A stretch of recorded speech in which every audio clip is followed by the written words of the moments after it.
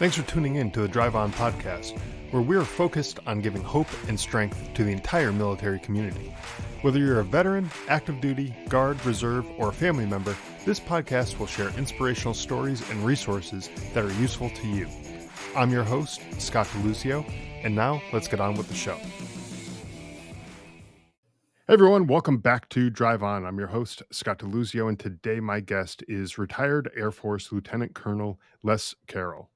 Les is an award-winning military journalist, an acclaimed documentary filmmaker, and author of the novel This Troubled Ground. His work is based on his deployments to Afghanistan and his time at Dover Air Force Base, where he supported the return of over 100 fallen service members. And today we'll discuss his experiences, his novel, and his documentary film, Bringing the Fallen Home. Les, welcome to the show. I'm really glad to have you here. Thank you, Scott. Thanks for having me. It's an honor. Yeah, absolutely. Um, as I talked about in the intro, talked about all the work that you've done. And one thing that is particularly near and dear to me is your work at Dover Air Force Base. As I think you know, my brother was killed in action in Afghanistan. He came through Dover Air Force Base, and all the men and women, all the work that they do down there to support the fallen service members who are coming back home through there, it just means a lot to people like me, my family, and others out there who have lost a family member in service to our country. So thank you for the work that you've done down there. Um, can you tell us a little bit about your background, kind of Sure. a little in the military service, and kind of what got you to where you are now? Yeah, sure. No problem. I joined the Air Force in 1985. I went to the old Air Force officer training school at the Medina Annex of Lackland Air Force Base. Served 4 years, about 4 years on active duty, and then joined the Air National Guard here in South Carolina. The base was about a mile from where I grew up in my teen years, and I used to sit out on on the hood of the car on a Sunday afternoon and watch the jets fly over on their drill weekend. I never imagined that I would be, that's where I would work or I would be affiliated with the unit as as a youngster. I wasn't thinking about a military career, but after college and after I started working a little bit, I then joined the Air Force and then ended up right at that base eventually. But I served there back 89 through, things were peacetime. And then all of a sudden, 1990, the invasion of Kuwait and our unit was heavily involved in Desert Shield, Desert Storm. Our unit was heavily involved in all the no-fly zone enforcement throughout the 90s and really leading up to 9/11. And then obviously when 9/11 happened, everything changed for everybody.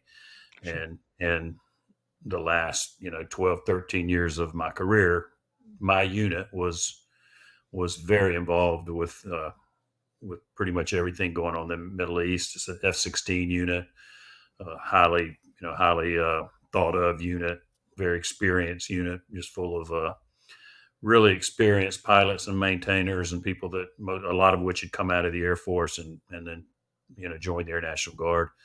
Some of which had grown up just like me, right in the backyard of the base, and had graduated high school and joined the unit and had been there ever since. I ended up running into people that I'd gone to middle school and high school with that I didn't expect to see, again, but ended up serving with them right there in the unit. So yeah, that's the early part of my career. Sure. And so your book, I think I mentioned in the intro, This Troubled Ground is uh, based on your experiences at Dover. Is that correct? Yeah, And in Afghanistan. and Um, Afghanistan. yeah, Sorry, no, correct. go ahead. I can go ahead and push ahead to that. Yeah, sure. I wrote in the epilogue that up until my first Afghanistan deployment, I'd had a good career, but not a remarkable career. I had not deployed with my unit for various reasons. I think as I started moving up in rank, I was not deployed with active duty public affairs officers and executive officers that were lower ranked than me. And so I did never, deploy with my unit. I went to many, many homecomings and returns, and saw the pride and everything of people that I knew coming back. And I was actually in early 2008. I was at Fort Bragg, just up there for a few days. We had some units coming back, and I was up there with a guy named Craig Melvin, who is very uh, well known in the media now as one of the hosts of NBC Today Show. But Craig and I are from the same hometown, and so he was at the local NBC affiliate at the time as one of their senior reporters before he moved on to the national network. But we were up at Fort Bragg waiting for a unit to come home, and a lot of people were telling me, "Thank you for your service." I think we were eating at a local fast food restaurant. People were coming up to me telling me thank you for my service, and I kind of felt kind of guilty because I was sitting there waiting for people who had just finished a 9 or 12 month deployment away from their families, and I didn't sort of feel deserving of those accolades. And I think I might have said to him at the time, I probably ought to do that too, or I probably ought to volunteer. I don't remember, but shortly thereafter, I volunteered, and so I got the first deployment assignment to Afghanistan, to the headquarters of the International Security Assistance Force, working on the public affairs staff there. So that was at the end of 2008 when I left it for Afghanistan for my first deployment. You know, I hear that same kind of sentiment from a lot of people who maybe they've gone their whole career, haven't deployed, and they feel kind of guilty when someone thanks them for their service, or they have some kind of feelings about that. That's not like they're not filled with pride about the service. Let's put it that way. Um, and I always say to people, like, you signed up, um, you volunteered, it was a all volunteer force at the time, there's no draft or anything like that. So you volunteered to serve your country, and you did what your country asked you to do. And there's a lot of people that need to be here at home, holding on the fort, if you will, um, in order for people to go overseas to do the thing that they did. And so everybody has to work together. Otherwise, the whole thing falls apart. So, for the folks out there who might be listening, who might have that similar feeling, and even for yourself, like as someone who deployed, like I, I don't feel that way. Like I look at everybody like you. If you guys weren't back home doing the things that you were doing, I may not be able to do the things that I was doing overseas. And so, like, it all works together. So, don't feel bad that you didn't Oh, deploy yeah, for and I those understand. folks. Yeah, and I understand. And if I had never deployed, Yeah, um, I still would have felt like I had a good career, and I would have sure. been very supportive of all the people who did. And that was my role up until the time I deployed myself. Was I was a support guy, and I was back home. I mean, as a public affairs officer for the wing, I was answering all the local media questions, national media, um, and I was doing the best I could to highlight the achievements of my unit, which was exactly my job. I Right. just got to the point where at some point I didn't want my career to end without experiencing what a lot of my colleagues were and friends were going through, and I wanted to go through that too. I didn't expect to end up doing 3 deployments, two to Afghanistan and one to Dover. But after I returned from Afghanistan and I was back home doing, day to day National Guard public affairs work, I just felt like I still needed to get out there. And I was in an office that had plenty of experience, not a lot of people, but enough people to do the job. I was a lieutenant colonel. My boss was a colonel. He said, whatever you want to do, I'll support it. And so that's when, 6 months after getting back to Afghanistan, I got the chance to go to Dover, to the Air Force mortuary, and serve there. And that's like I was mentioning, for folks like me and the countless other families that are out there who have um, lost a loved one in service to the country. Um, that it's important. knowing that there are people there who are taking care of our loved ones on their return home, and they're being treated with the utmost respect. And I've since looked into what happens when somebody comes through Dover, and it's well orchestrated. Let's just put it that way. It's very well orchestrated, and they do a phenomenal job taking care of our fallen service members. Um, can you tell us a little bit about that time Yeah, that you were at Dover, and kind of sure. what your role was there, and what kind of impact that had on you? Um, yeah, obviously it had a tremendous impact, life changing impact. So in 2009, President Obama had made the decision to allow media to cover the dignified transfer with the family's approval. So that initiated a responsibility or an opportunity for people like me, National Guard public affairs officers, to go serve there. I believe the thinking was they didn't want to use the base public affairs team. They wanted to just keep them in place doing what they were doing. So the Air Force began to send a series of National Guard, Air National Guard public affairs officers to Dover to support that mission. So I was about the third or fourth one, I think, um, that went there as the chief or as the head PAO there. We had a 5 or 6 person staff as well. But so I went there in a beginning of November 2009, and President Obama had actually just been there recently because some of the first of the fallen had come through Dover with media coverage. And so he had been there pretty much, within a few weeks from when I got there, or a few weeks earlier than I got there. But I got there in November 2009, and it was during the height of some pretty big fighting in Afghanistan and in Iraq, and so we were pretty busy. We pretty much almost every day we had a dignified transfer. Mhm. Sometimes we'd go a few days without one. Sometimes we'd have several. Um, so I was there about 100 days and did about 100 of them. So um, it came out to be about one a day.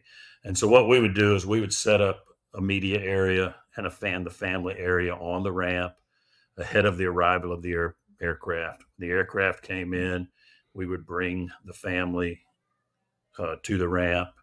We bring the media to the ramp and have the dignified transfer. And my job was just to basically make sure that the media stayed within their lane and not try to approach the family. The family members had their own escorts. We had seasoned uh, funeral directors, NCOs, chaplains, assistants, chaplains, people like that were always there with the families. So my role was with the media, but as it turned out, I ended up being between the media and the families all the time. So I sort of was a buffer between the family members and the media.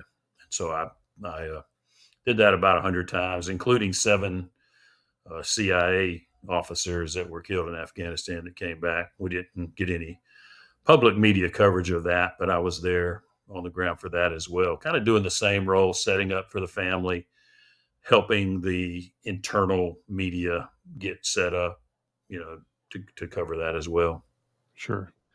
You know, when people may not realize kind of what happens when there is a fallen service member, and as far as like the media coverage goes, I remember when I came back from Afghanistan after my brother was killed. I was home probably 2 days after he was killed, and we were driving from the airport down my parents' street, and their street was lined with news vans from every local television, newspaper, radio station, you name it, they were there, and everybody wanted something from us. Yeah. They wanted just a little soundbite, a photo, of video, whatever they could use to put it on the nightly news or on whatever the broadcast was that they were doing.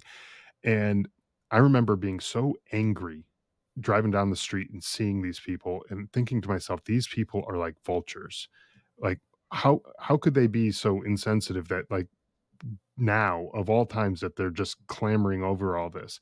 But the public affairs officer that was assigned to our family during this time, um, said to us, "Look, they're gonna run the story one way or the other, whether we talk to them or not."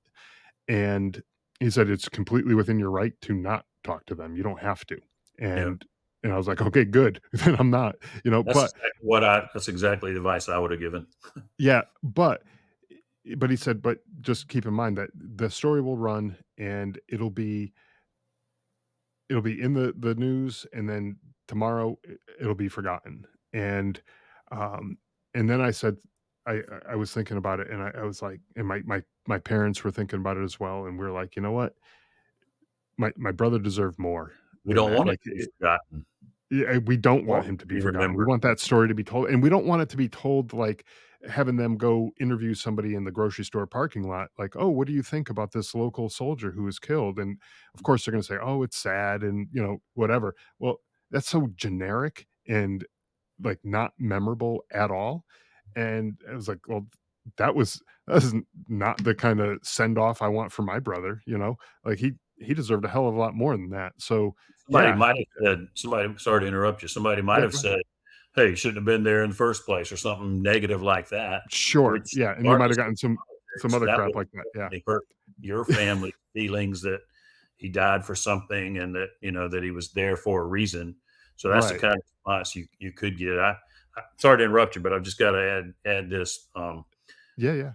or Yeah, insert this. You don't the media certainly can be annoying, but you certainly don't want your loved one forgotten, and that's how sure. they're not forgotten because from the media coverage, then you get people who want to honor them and want to do things, who want to do things on the anniversaries and Yep. want to do things to raise money for Gold Star families or whatever the Yeah, case may be. Well, the one thing of all the Gold Star families I interviewed during the production of Bringing the Fallen Home, they all said we just don't want our loved one to be forgotten. right. And I can tell you they're not forgotten here in South Carolina and any of the other places where I've been and interviewed people. Um, they have roads and bridges and named after them, and they have 5K runs. And sometimes it is to raise money, but it's always for a cause that is gonna be a good cause. That's right. So yeah, that annoyance that you get from the media can also be a very positive thing if you want to make sure that your loved one is not forgotten. You know, when I was in Afghanistan, I was with an infantry unit, and one of the things that we were taught, kind of pre-deployment going over there is like if any media is around, and they're asking you questions, just uh, you know, go ask our the public affairs officer, go talk to that person. That's the person you need to talk to. No comment from me. That type of thing was what we got, and it was basically ingrained in our heads like the media is the devil, like that. Yeah, Like, don't talk to them at all costs.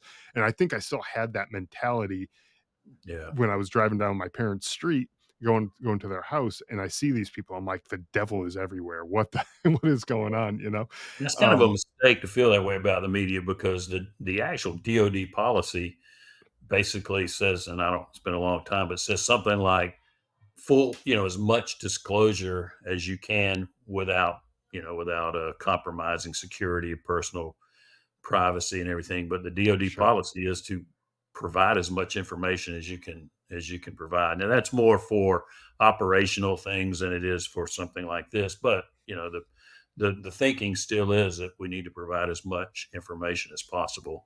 Um, Right. and I mean, if I think with the production of Bringing the Fallen Home, our documentary, and then with my book, This Troubled Ground, I think I've probably told that story in more detail than anybody as far as what goes on at Dover, how you feel, standing on that ramp. I don't know if that's been covered. One reason is we had to sign a non-disclosure agreement at Dover, and so when I got ready to write the book, I was reading it and trying to figure out, what I could say. And I mean, I went right to the edge of it because I wanted to tell everything I could tell about the story. Right. So I did it with a lot of detail, and um, the Bringing the Fallen home went through DoD approval because we got direct support um, to go there and interview people and go to the bases and everything. Of course, the DoD didn't have anything to do with the people we interviewed, with the families and stuff. But then we went to Dover, we went to different bases and that. So we did have to go through that approval process. But even then, I think they allowed us to tell the story about as closely as you can tell it without getting too much into people's privacy. Sure, sure, and, obviously, you don't wanna get, into that if those folks are not up for that type of thing. But I did wanna talk to you a little bit about the documentary, Bringing the Fallen Home. Um, Yeah, Tell let us me. about oh, go ahead. I want to say that I wish that it had been my complete original idea, but when I was there at Dover, a couple people called me up. One of them was a videographer, and another guy was an artist, and he wanted to come there and he wanted to do paintings and stuff. So he wanted to come and just get a good look at everything and see as much as he could see because he was interested in doing portraits and paintings of those procedures and everything. Mhm, And then while he was there, I think one of us said like, this would also be a pretty good documentary. And and I had a friend back home who was a producer and that we had done some stuff together. I called him up and I go, "Hey, might have us a really good documentary here." And I actually called that gentleman, Steve, that had come, and I said, "Do you mind if I pursue this when I get back?" And he said, "No, that's fine. You can do it. I mean, I'm doing something kind of different than just doing your standard documentary." So I got home, got in. I didn't do it for several years because I went to Afghanistan a second time, retired. But about 4 years after I had left over, we were able to get Bringing the Fallen home produced and finished and distributed nationwide through PBS. and that's awesome that you were able to get this documentary, put together, really, because, there's so many people who don't know what happens. Like, Yeah. we know people die in combat. We hear about it all the time. Um, how do we get those people home? And what's there is a process. It's not like they just, you know, toss them on a plane and drop them off in someone's backyard. It's like they they go through a procedure, and it's a pretty regimented thing, and they make sure that everything is done, by the book, and everything is taken care of, with the utmost respect of the fallen and the families, and making sure all their wishes are being, taken into consideration. And when that person comes home, um, you've documented this now, and now there's folks out there who previously probably had no idea that they may not even known that Dover Air Force Base was a thing, like a place, Yeah. in the world. And now they know about it, and they know what goes on at at the Air Force Base as these people are coming home. And Thankfully, we that don't have to do it near as much now as we right, did during those years when I was there. But the procedure or the process kept getting better and better. sure, Like, at first, when they'd allow media, they weren't sure where to put them exactly, or, and families would come in and they would just sit in hotels waiting for the aircraft to get there. A lot of stuff happened while I was there. Just the 4 months I was there, there were a lot of improvements. Like we took a building and renovated it and made it into a place called the Center for Families of the Fallen, and it was where we would take the families and they would wait there until the aircraft landed with their loved ones' remains, rather than sitting in a hotel. Um, sure.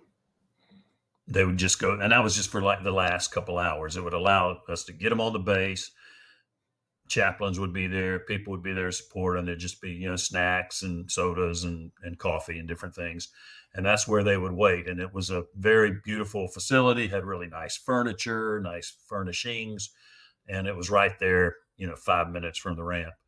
And also while we were there, in fact, just I don't want to get political in any way, but Dr. Jill Biden, when she was the second lady, she attended that, and I actually met her during that time. She came and visited, representing the administration, Sure. uh, and attended that dedication of that facility.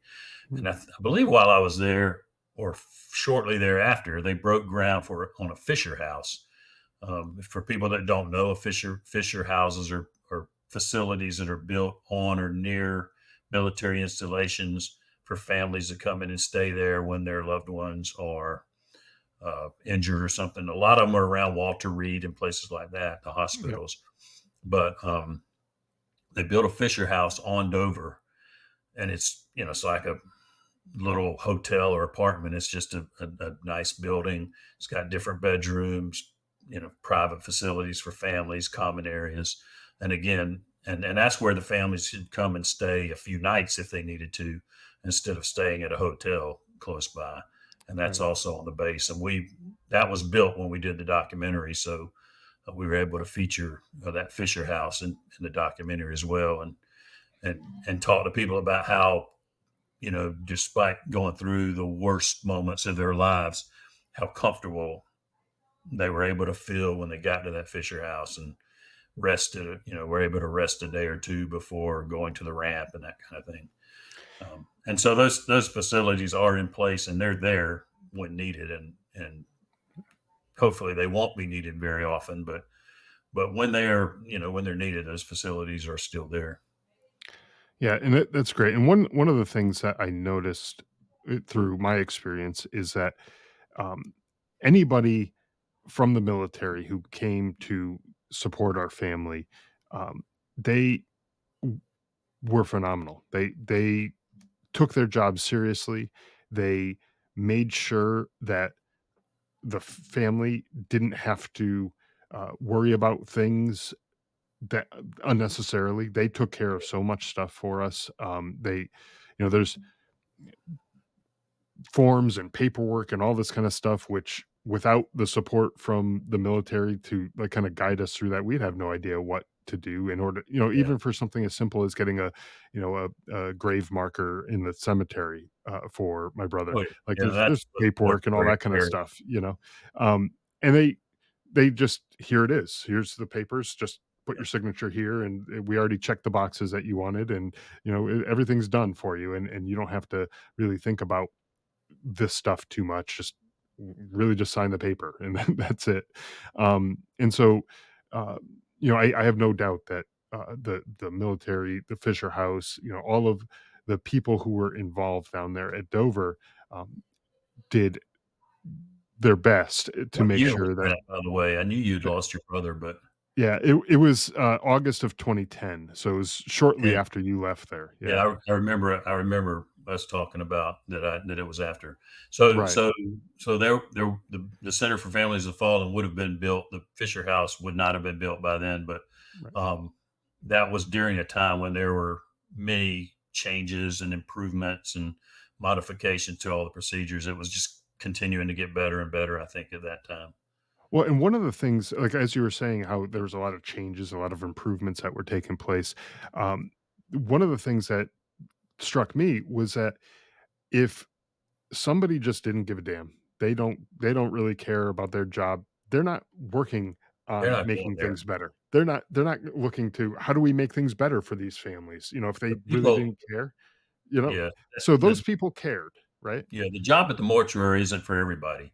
I mean, there's No, a lot of great people in the military and the Air Force, and all the services were represented there because all the services have, people that are people that are sure, lost in combat. So there were Army, Navy, Air Force, Marines there. Um, it's primarily run by the Air Force. It is run by the Air Force on the Air Force Base, but there's people from all services. But yeah, you don't serve there if you just don't have the personality or the attitude. I mean, you can't serve there if you have a negative attitude, or if you just don't have a if you don't have a friendly, caring personality, and not everybody does. Sure. Um, but yeah, those people that served there, everybody had to really have that caring, compassionate, selfless attitude to serve there. And that's I'm a can I transition a little bit? I mean, Yeah, yeah, want, please. want to talk about the book. So as I'm on the ramp at Dover, and uh, especially like when the CIA officers came back, I'm on the ramp and I'm thinking like, how did I get here? What? Here I am at this historic, horrible but historic event. Leon Panetta is standing, 10 feet away from me. He at the time was the CIA director, later the Secretary of Defense. Um, he's standing right beside me, and I'm thinking, I wish my family could see this and friends, could see what, these amazing experiences I'm having. They wouldn't believe that, bonehead like me from the country, from countryside of South Carolina would end up in these places. And I felt that way at Afghanistan too. And if you remember that scene in the movie Saving Private Ryan, where the Tom Hanks character says, how will I ever tell my wife about days like today? If I ever get home to her, I kind of thought that I wasn't in combat like he was, so I was pretty sure I was going to get home. But I was just like, how will I ever tell my family about these experiences? And that's when I thought, I'm a writer. I should be able to tell them about it. I should be able to figure out how to put these experiences in words. So for a long time, I didn't know if I was going to write a memoir, I was going to write a novel, but I kind of had a fictional story idea that happened, or that came out of an experience on the ramp at Dover, that gave me an idea for a fictional story. So I thought, well, I want to use that too. And even though it's fiction, it will tell a lot about the people that I want to write about and the event. So that's kind of how it ended up being sort of more of an autobiographical novel, is because there are some fictional stories in there. But so that's how this troubled ground came about. Went back to Afghanistan a second time, had the same memorable experiences, met people that you never thought you'd meet, did Mhm. things I never thought I would do. And as a public affairs officer, I couldn't write. I tell people when I do talks, I'm not the American sniper. I'm not the lone survivor. I'm not these people that risk their lives every moment they were in country. I was a public affairs officer, and I saw and did different things than the infantry soldier or the Marine sniper or the Navy SEAL. But I had a different type of story to tell, but it still was a story to tell about people who serve, and people who families who lose people and get left behind. So I had a different story to tell, and that's how my novel This Troubled Ground came about. Yeah, and one of the things I've told other people, along the way throughout, this whole podcast that I've been doing for the last 5-ish years now, um, I I think everybody has a story, no matter what your job was. Like you said, whether you're a Navy SEAL or infantryman or sniper, or someone boots on the ground, or you're a cook or a mechanic, or you know aviation specialist, or I don't know, whatever your job happened to be, public affairs even. Um, Everybody has a story, and all those stories deserve to be told, because it helps piece together from everybody's different perspectives what went on, and we can learn from those stories and those perspectives, and the more of them that we have, the more we can learn. But as we're starting to see now with the older generations of World War II, and those generations of folks who are, their numbers are getting smaller. If their stories weren't told, and their day comes, that's it. Their story's gone. It's lost to history, and we don't have that story. We don't benefit from the story that they could have told. Um, and I wish more stories were told, whether it's in a book format or a documentary or some film or Yeah, I some agree. way. I'm gonna I keep doing wish there that. were more. I'm gonna keep doing that as much as I can. Yeah. One of the great projects is the Library of Congress. I don't know exactly what it's called, the Veterans Project, where you record interviews with veterans. They send them to the Library of Congress, and they store them, or keep them there. So I've participated in that Library of Congress Veterans Project as well, both as a producer for other people's stories, and also had a chance to tell my own story, which I was reluctant to do at first because I didn't think my story was that interesting myself. And I thought, you got all these World War II veterans, Vietnam veterans, Korea veterans, combat veterans from Afghanistan and Iraq, and I'm thinking their stories are way more interesting and way more important to preserve. But I was asked to do it, and did it myself as well. Yeah, that's great. I've heard of that project. I didn't get a chance to participate myself, but I think that's something too that folks should look into if they have something that they want to talk about their service and make sure that it's preserved for future generations. Um, and again, I don't care what your job was or what you did, I where don't know where you exactly what served. the website is, but We'll if you find look it. up Library of Congress Veterans Project, Veterans History Project, I'm sure you can find it. It's been about 6 or 8 years since I recorded some, so I don't remember all the details. But but I don't think I don't think the government's specifically doing it. Individuals are doing it. Yeah, But there are, television stations are doing it. People are doing it for school projects, high school, college, mostly high school, I think. In the case of the one I did, it was a local Friends of the Library um, group that hired a local videographer to record them and edit them. They've got to be 30 minutes long, so it's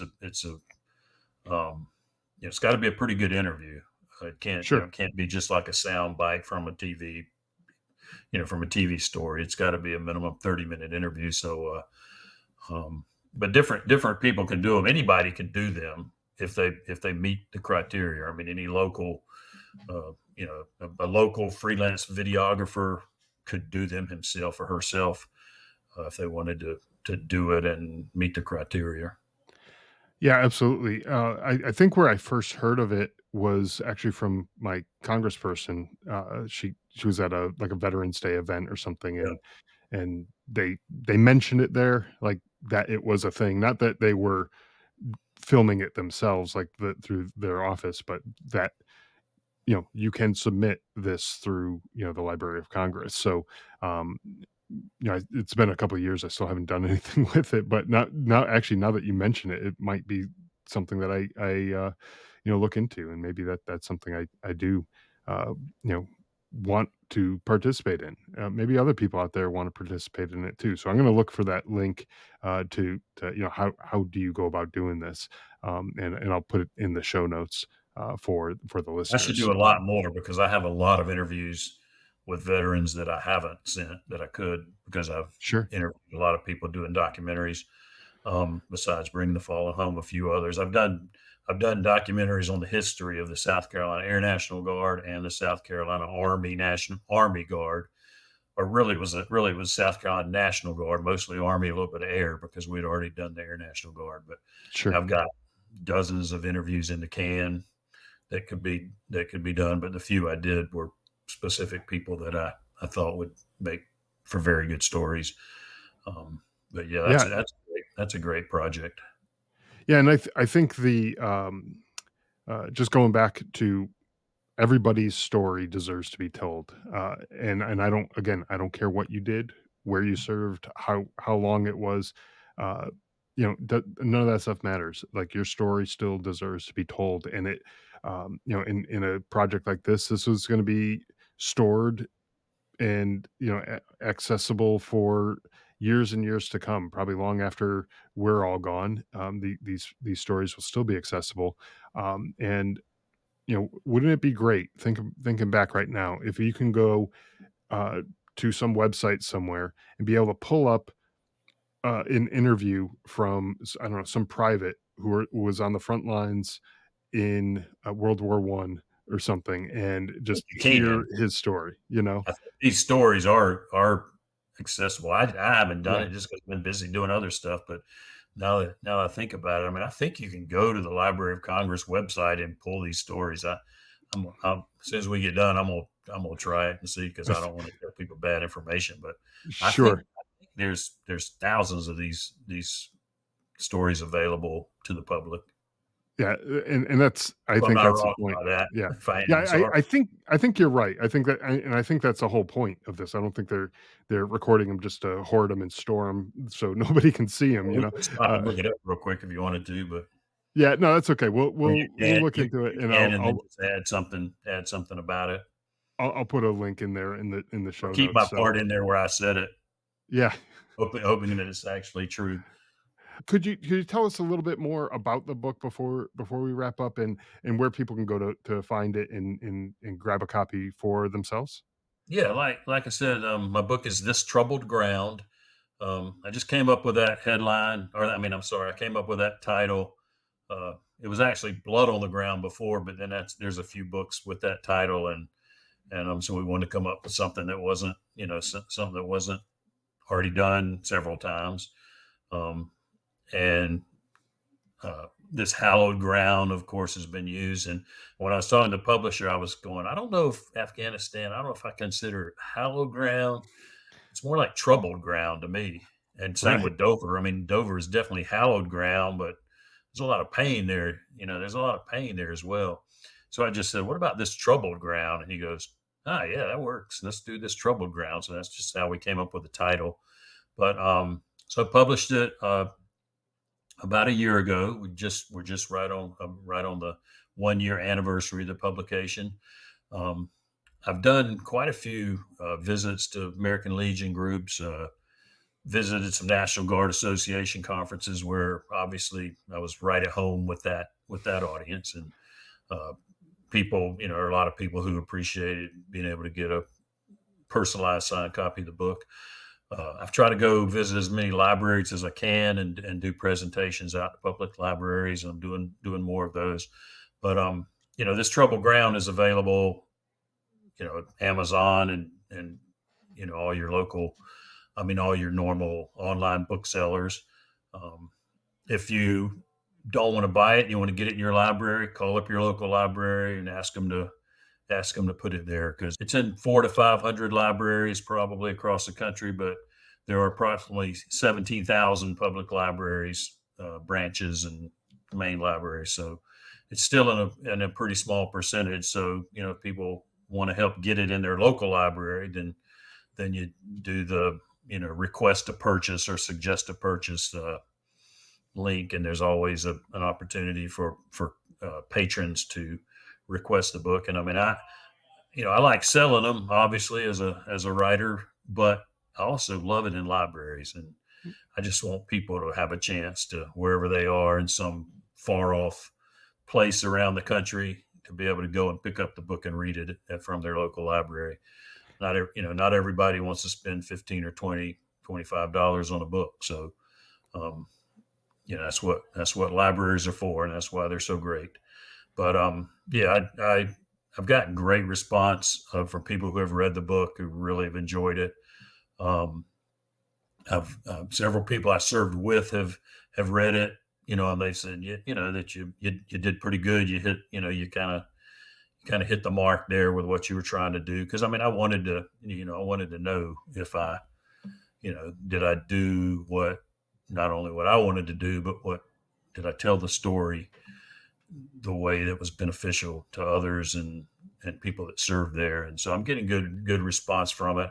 I think it's an important book for people to read just because like I said earlier, I think it'll give you the best, most detailed description of what the process is like at Dover Air Force Base when people come yeah, back, when fallen service members come back. And it'll also give you a really good idea of what families, how we take care of the families and their experiences on the ramp at Dover.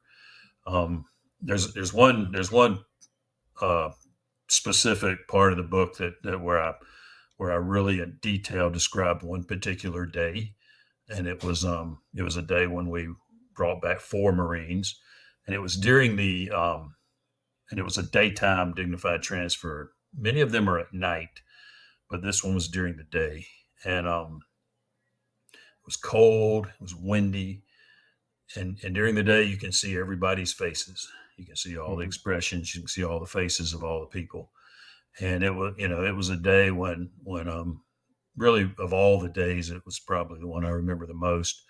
And when we were done, and the family was off the ramp, the media were off the ramp. I turned around. My deputy was a big, uh, big guy, looked like an NFL, like an NFL tight end. And I looked behind him, and he had tears just streaming down his face, and he was apologizing. Sorry, sir. And I'm going like, sorry for what? For crying? Right. You don't For being cry. human. You're not human.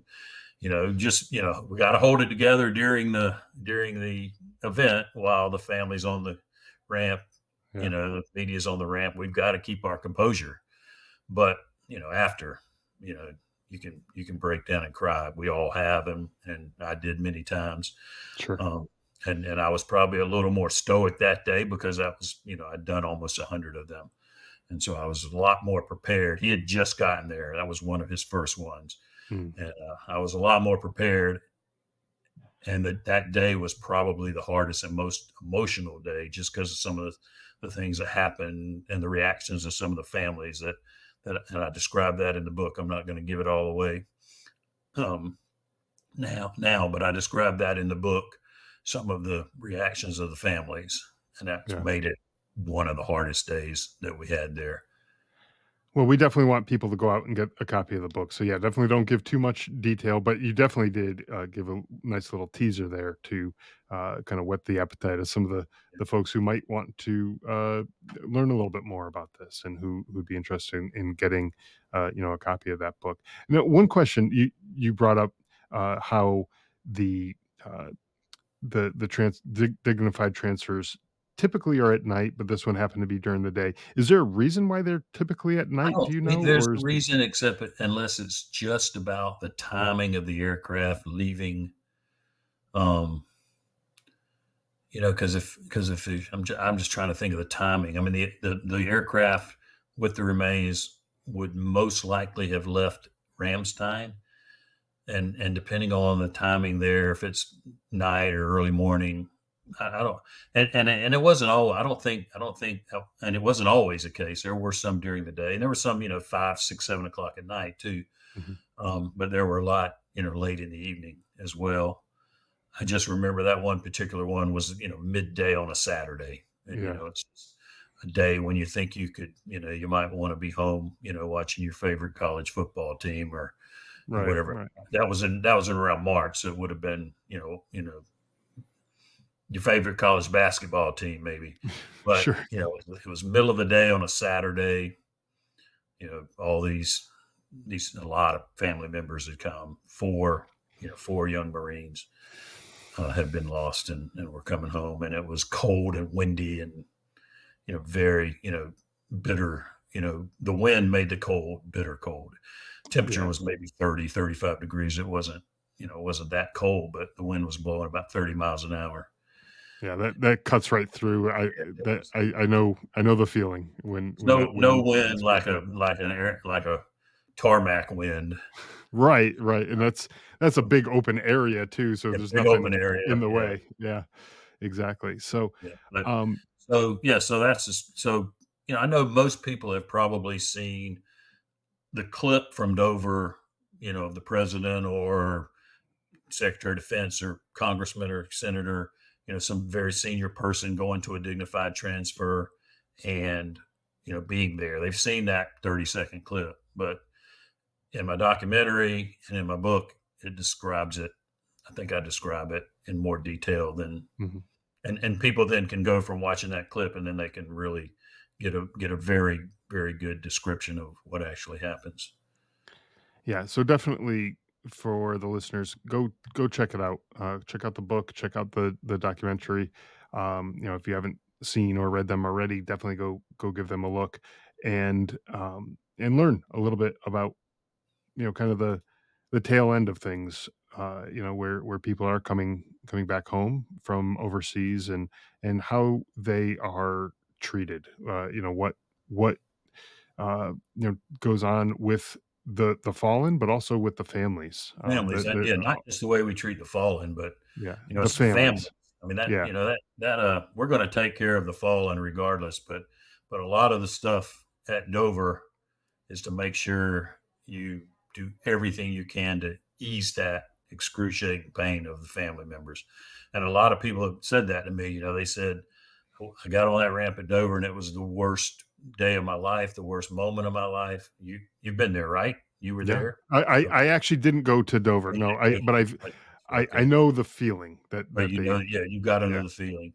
But but people said to me, but when I got there and I saw the respect and dignity that my son or daughter, husband, wife was, how they were being treated, they said, I felt better, or I felt, a rush of calm, or, Mhm. the tremendous anxiety that I was feeling eased a little bit, kind of thing.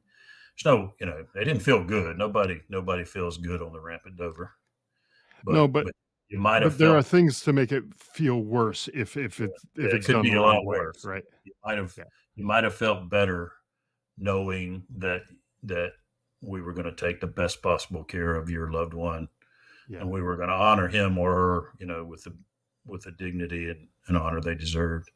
yeah, absolutely. Yeah. Um Again, thank you for the work that you've done. Thanks.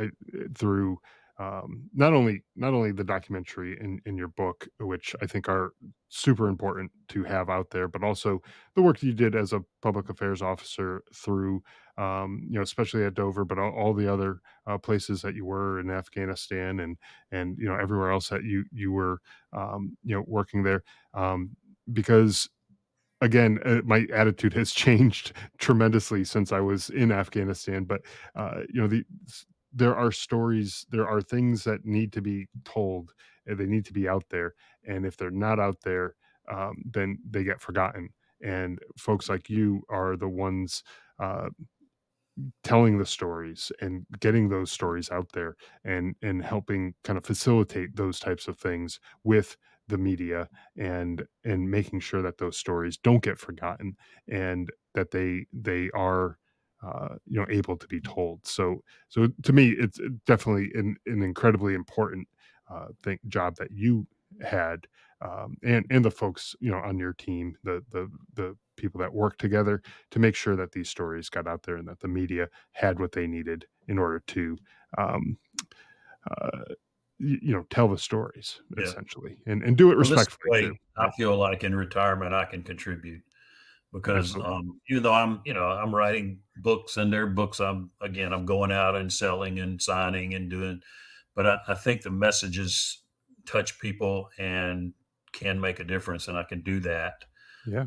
better as a writer or filmmaker than maybe if I was doing some other type of service to the fallen or to families or Gold Star families. I mean, there's so much we can do.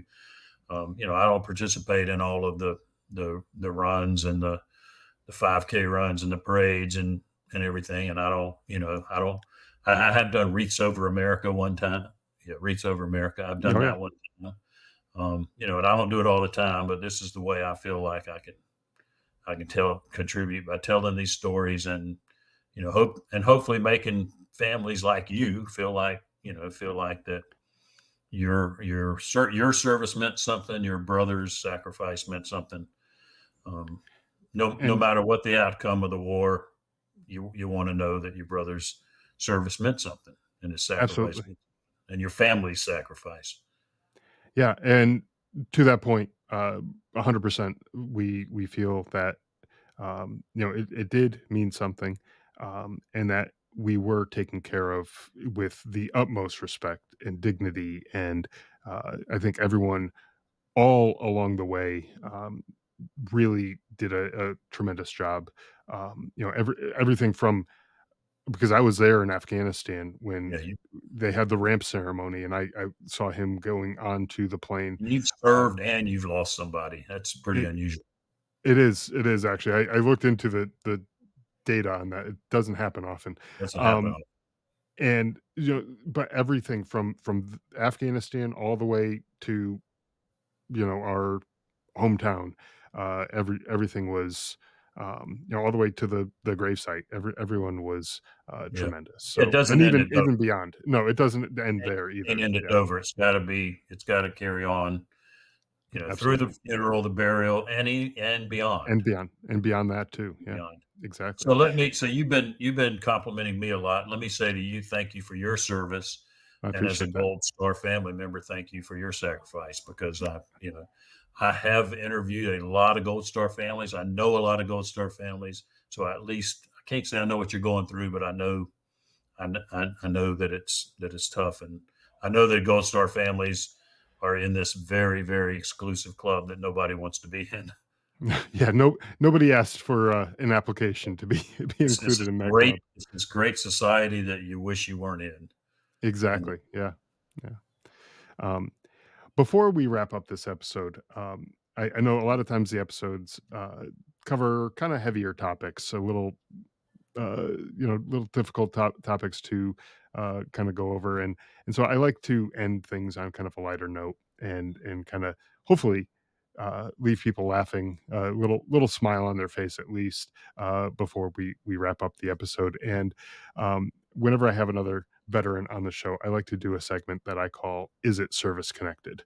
And it's, if you think about it, it's sort of like America's Funniest Home Videos, military edition, where we watch well, a service member do something funny or well, when I saw stupid your or, note about that, I thought, well, man, this is not going to go with a hour-long discussion about Dover, but "Oh, I'll make it work. I'll make it we'll work." make it work. Plus, I do have a pretty funny one myself. If you want me to tell my own, but Uh, you we can could do that.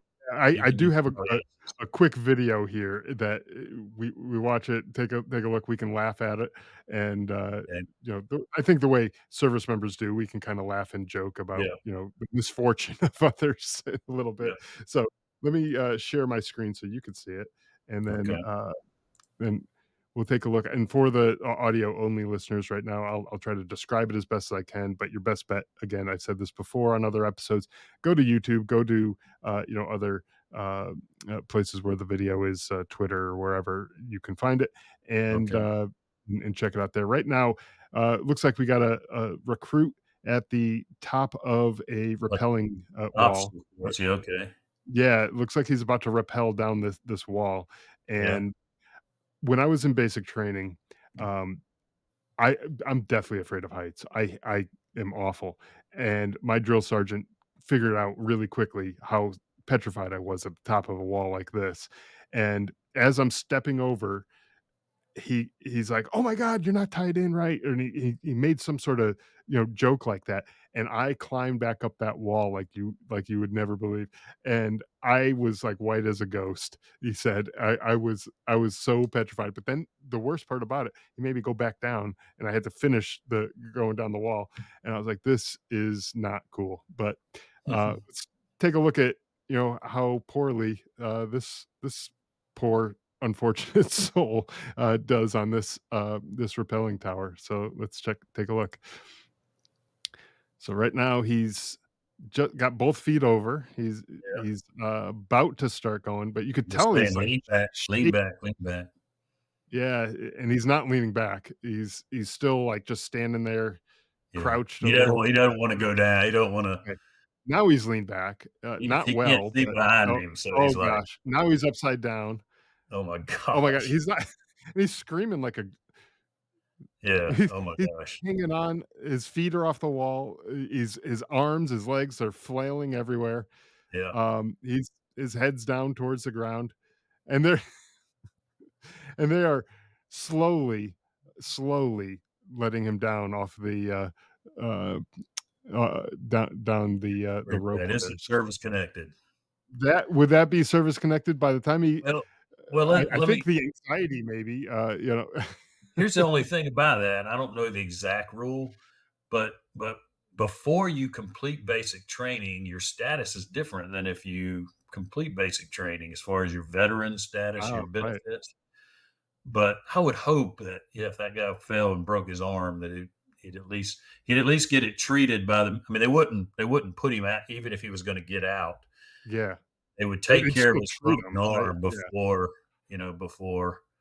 And I gotta Yeah, imagine an injury during training like that yeah, we'll would get be taken service care of. connected. Yeah, Yeah, I but gotta I don't imagine that is. I don't whether or know, not you maybe get not. like whether or not you get perpetual veteran benefits is different. Yeah, So, and I guess it depends on the nature of the injury and severity. I mean, I suppose if he broke his neck and he was paralyzed, couldn't yeah, walk yeah, anymore, then then yeah, that then that probably is definitely, would be. But it yeah, looked he like would have they to be caught him, medically so I think retired. he's gonna be okay. If that happened, he'd have to be medically retired. Hopefully he just made a fool out of himself and I think it was more of a bruise to his ego than oh yeah. Yeah, I'm sure he got they probably called him all kind, skydiver and all kinds of things, Oh, yeah, or like, what like the what are those, like, window cling things that are, like, on the back of Yeah, the car? Like, yeah, that's kinda what he looked like sitting on the yeah, wall. yeah. Yeah, well, Anyways, that was probably a little better than mine, but it's you're free to share it if you want, well, I don't know,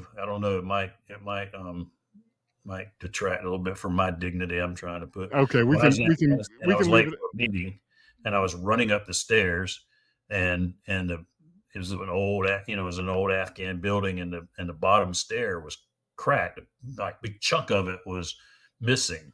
Sure. So I stepped there, lost my balance, reached and grabbed the railing and tore my rotator cuff. Oh, no.